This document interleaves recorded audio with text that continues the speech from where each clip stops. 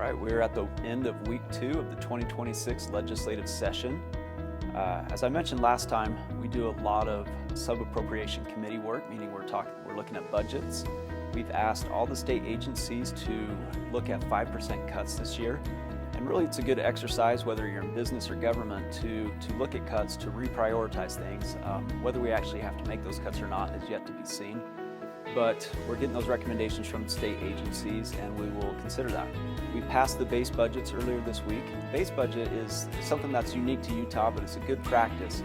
We pass a budget at the beginning of session, which if everything shuts down or we're unable to get to a balanced budget at the end of the session, government can still operate for the next year, and they're operating at essentially the same budget that they had last year. So basically all we're doing the rest of the session is looking at adding and subtracting and modifying that budget. But if we're unable to come to an agreement, government can still operate, we have a base budget.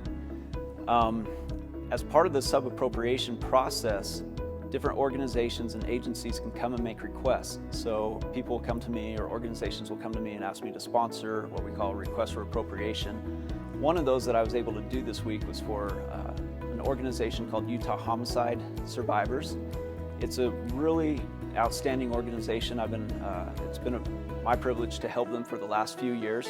We get a little bit of money from the state to help this organization that provides legal work for homicide, for families who have a homicide in their family circle. And so they get them the legal recourse they need to help collect assets and to get money paid so that kids have what they need and don't become a burden on the state. And the return on investment for the state is huge. It's the only organization like this in the state of Utah helping these families of victims ensure that they get what they need and the resources they need. So that was one of the requests for appropriation I was able to help with this past week. On the floor here, we of course voted on the base budget bills, but we have the opportunity to recognize people occasionally. This week I had the honor of presenting a citation for Spencer Eccles. Of course, many of you have heard the Eccles family and all the great philanthropic work they've done throughout the state and supporting up at the University of Utah and the arts communities. I serve on some nonprofit art organizations that run on razor-thin margins, and but for these grants that we get from the Eccles Foundation, they would go under. We also recognize today the Osmonds, who of course have done wonders for the state of Utah and brought a lot of recognition to the state of Utah.